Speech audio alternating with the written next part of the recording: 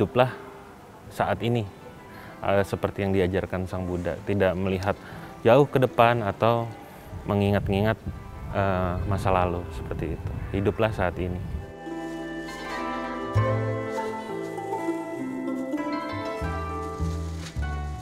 Bahwa kemanfaatan dari vihara ini supaya terus ditingkatkan bagi masyarakat sekitar gitu ya, supaya rukun dan juga harmonis, tidak ada suatu hal yang bisa menimbulkan gesekan-gesekan sosial, sehingga kedepannya mau siapapun pemimpinnya gitu ya, tradisi-tradisi yang sudah terbangun dengan sangat baik ini dilanjutkan.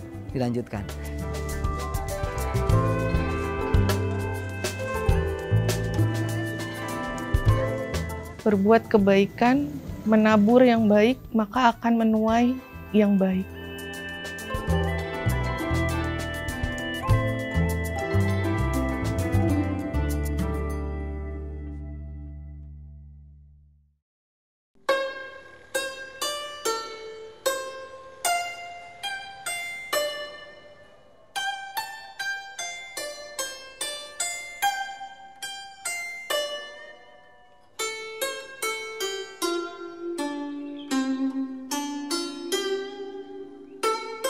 Namo Buddhaya, saya dengan Karen Katerina. Saya di sini selaku Ketua Wihara dan Ketua Panti Asuhan Teratai Kasih. Kita Indonesia adalah Bhinneka Tunggal Ika, bukan hanya di undang-undang maupun di Pancasila, tapi tetap harus kita terapkan di dalam kehidupan kita sehari-hari bahwa semua umat beragama adalah sama. Semua agama adalah satu, mengajarkan kebaikan.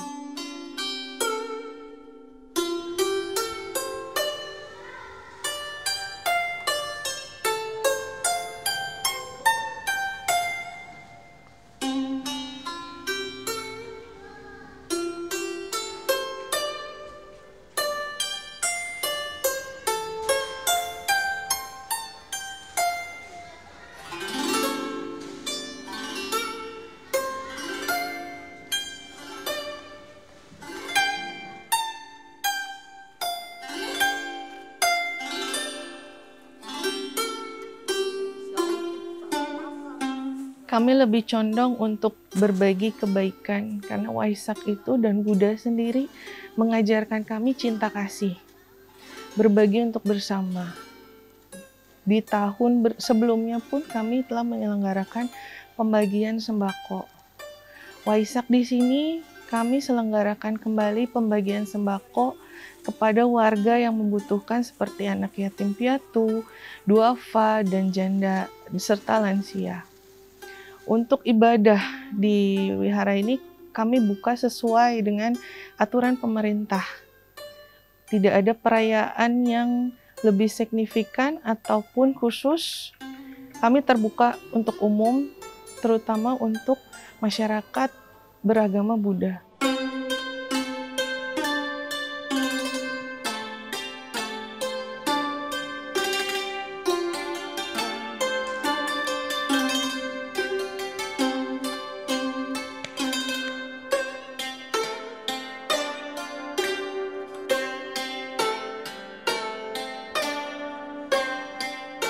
Dasarnya memang di agama Buddha, kebijaksanaan itu adalah salah satu untuk mencapai pencerahan, di mana kebijaksanaan itu memang adalah poin dasar untuk kita melakukan perbuatan. Jadi kita harus bijak dalam mengambil keputusan, dalam mencari pergaulan, seperti itu. Dan kebijaksanaan itulah yang memang akan menuntun kita kepada kebahagiaan dengan sendirinya. Kalau kita bijak, tentunya orang lain pun akan berpikir bahwa kebijaksanaan itulah yang menjadi dasar kita untuk berada di dalam masyarakat, lingkungan, seperti itu.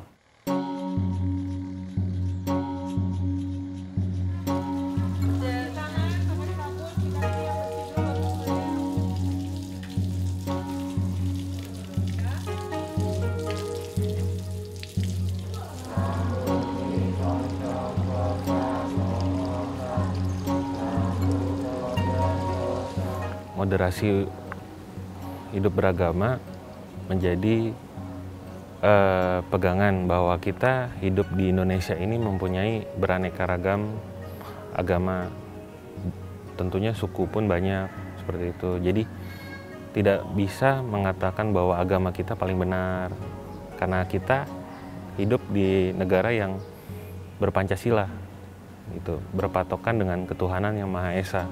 Dengan begitu keharmonisan dan moderasi hidup beragama itu akan terjalin terus dengan baik.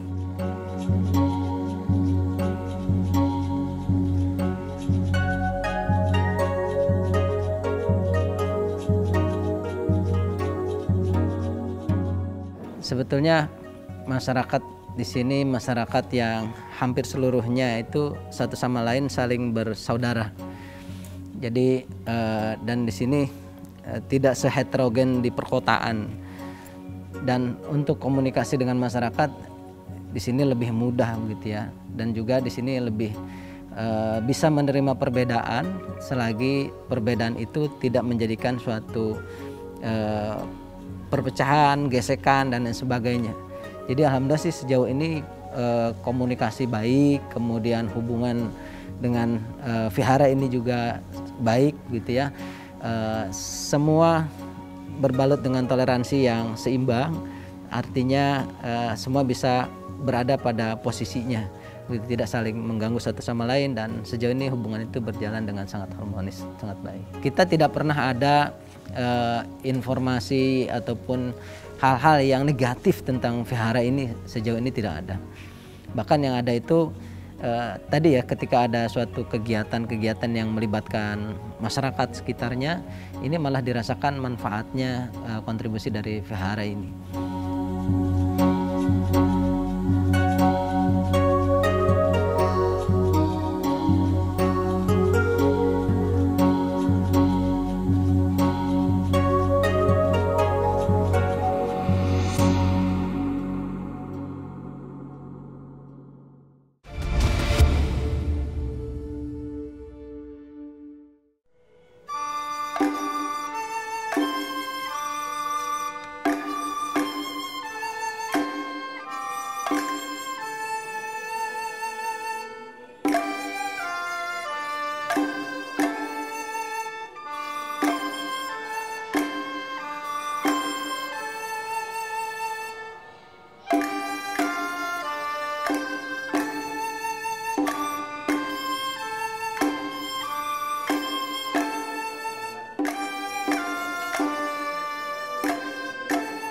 Pada awalnya wihara ini didirikan oleh Bapak Andi Suwanto Danujaya selaku pendiri. Beliau mendirikan ini pada tahun 2006, di mana Sleeping Buddha itu belum ada pada saat itu, hanya bangunan tempat ibadah ruang 8 posat.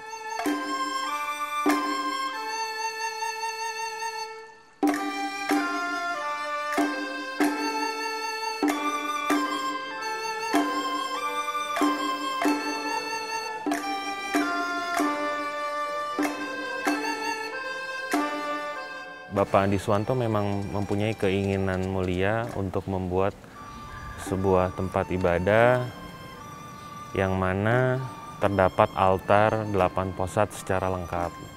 Karena beliau melihat bahwa di beberapa wihara lain memang 8 posat ini belum tentu ada secara lengkap seperti itu.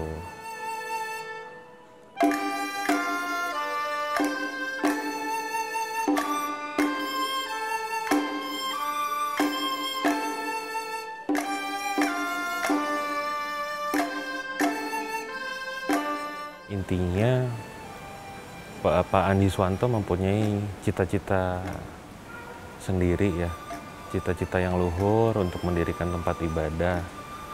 Memang beliau melihat bahwa potensi umat Buddha di wilayah sekitar itu memang jumlahnya cukup banyak, dan tentunya Bapak Andi Suwanto itu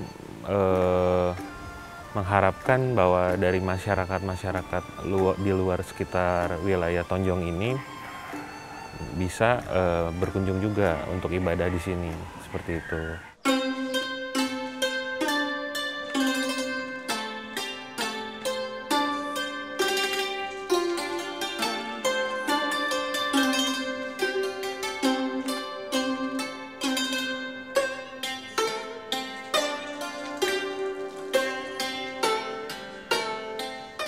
Tentunya sebelum mendirikan kita minta persetujuan lingkungan. Ya mereka mendukung seperti itu. Cuma memang bisa dibilang belum banyak yang tahu juga ya pada saat itu, karena memang luas wihara ini memang tidak sebesar saat ini seperti itu.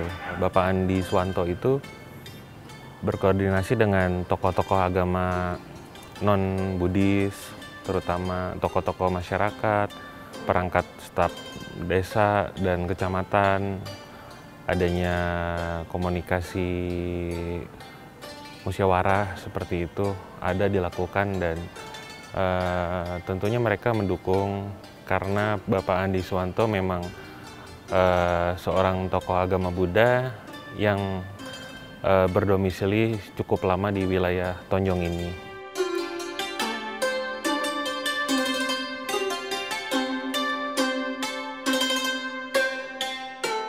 Sejauh ini sih untuk hambatan dari lingkungan tidak ada. Mereka support, kita pun saling menjaga keharmonisan, terutama lingkungan sekitar seperti itu. Dengan adanya kita welcome, mereka mau mengenal, keharmonisan itu akan terjadi dengan sendirinya gitu.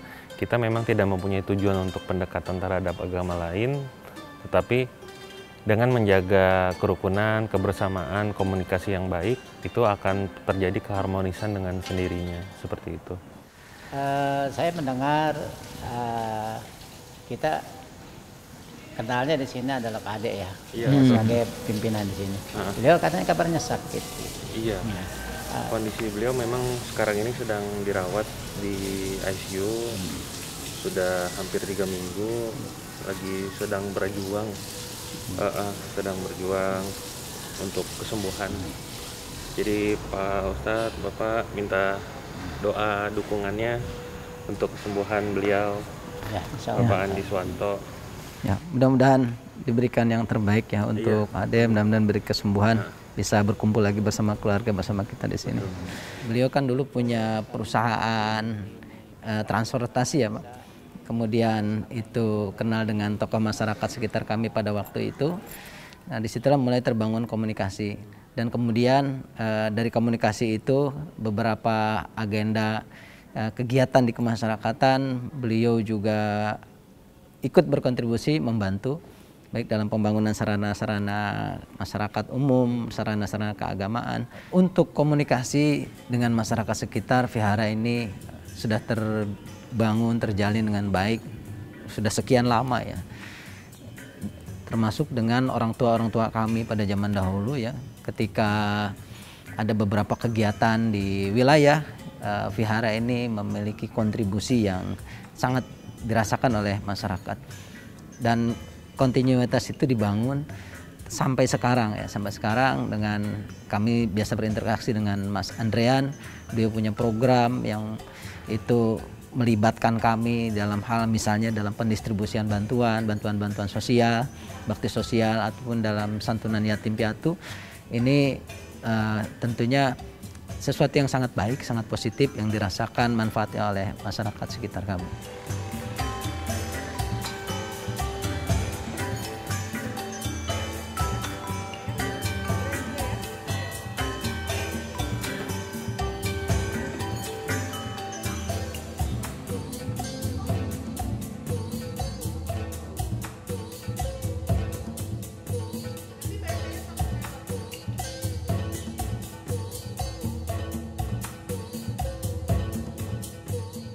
Di sini saya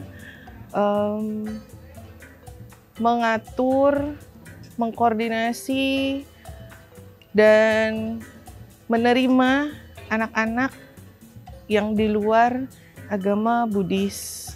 Pada awalnya saya sebagai pengusaha diimpor jasa kontainer tekstil. Kemudian saya mendapatkan amanah dari kakek saya dan dari keluarga besar untuk membantu menjaga serta merawat panti asuhan Teratai Kasih ini dengan penuh cinta kasih kepada anak-anak yang kami terima di sini. Kemudian saya melihat banyak anak-anak yang ditinggalkan sama orang tuanya dan dititipkan di sini, dan saya merasa ada rasa iba kepada anak-anak, dan kami merasakan perlu memberikan kasih sayang yang lebih kepada anak-anak lagi.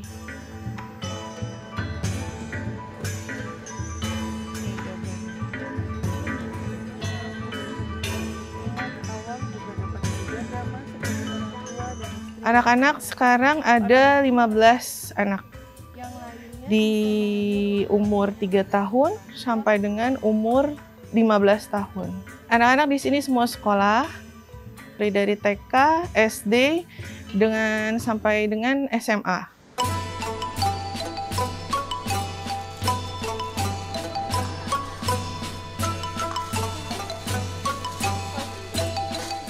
Sebagai simbolis tanda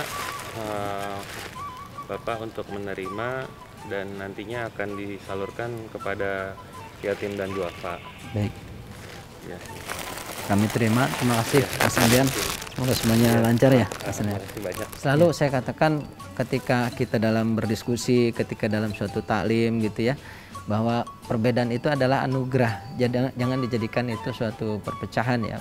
Baik perbedaan di dalam lingkup intern agama Islam sendiri ataupun di dalam perbedaan yang berhubungan dengan sosial masyarakat, perbedaan agama, perbedaan keyakinan dan lain sebagainya.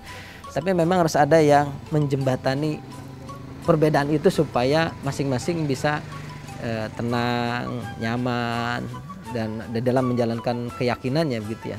Tidak memaksakan suatu keyakinan yang satu kepada yang lain begitu. Kemudian di dalam hubungan sosial masyarakat ini kan kita makhluk sosial yang harus berdampingan, saling membantu, tidak mengenal lagi ini siapa gitu ya. Tapi itu menjadi satu kesatuan yang itu kalau itu berjalan secara ideal itu akan menjadi suatu harmonisasi yang begitu indah gitu.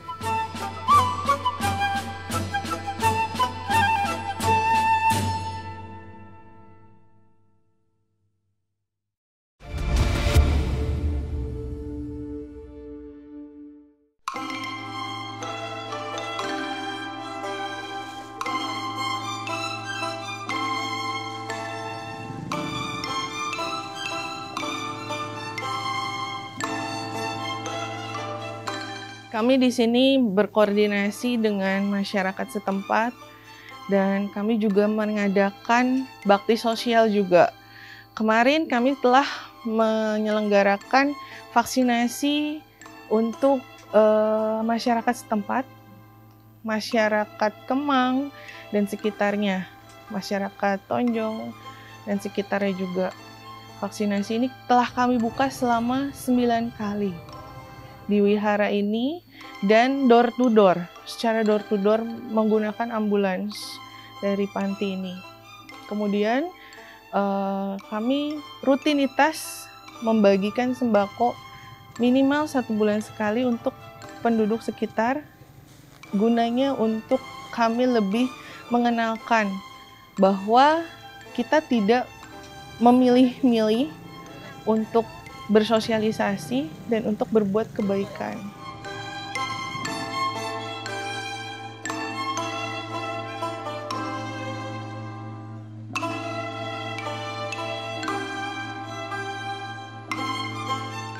Ambulans ini saya beli menggunakan dana pribadi saya. Saya sengaja menyumbangkan ke daerah sekitar wihara maupun di luar sekitar wihara untuk siapapun yang mau memakai ambulan tersebut. Saya tidak memungut biaya apapun, semua pelayanan gratis. Kami di sini ingin membagikan kebaikan, menyalurkan kebaikan untuk masyarakat sekitar dan di luar masyarakat di luar wihara. Mengingat karena kemarin COVID yang terlalu tinggi, kekurangan ambulans. Jadi kami berinisiatif, saya terutama berinisiatif untuk menyediakan unit ambulans tersebut.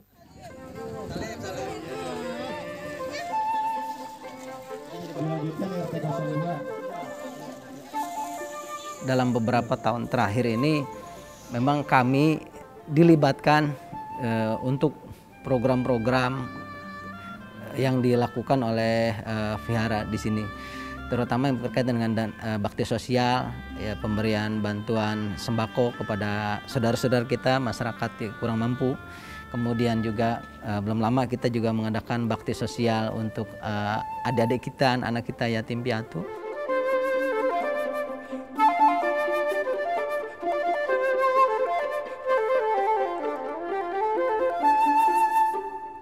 Toleransi itu dibangun dengan penuh kesadaran, dengan penuh kesungguhan, tanpa harus memaksakan satu ajaran kepada ajaran yang lain. Nah, itu kemudian tahu memposisikan dirinya dan tahu batasan-batasannya. Kemudian saling menghormati satu sama lain, kita bisa saling membantu, bisa saling bekerja sama di dalam kita kemaslahatan umat, kemaslahatan masyarakat umumnya, khususnya bagi bangsa dan negara Indonesia.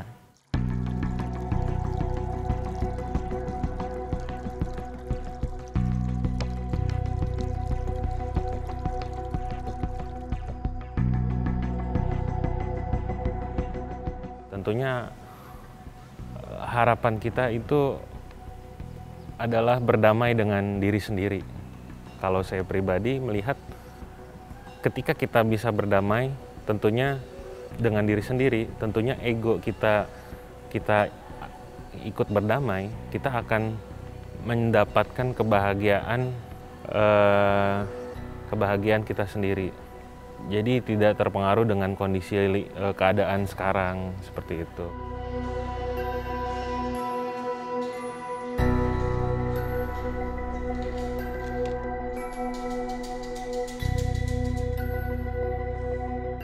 Selagi semua bisa berada dalam posisinya dan semua bisa menjaga saling toleransi, saling menghormati, yaitu saudara kita.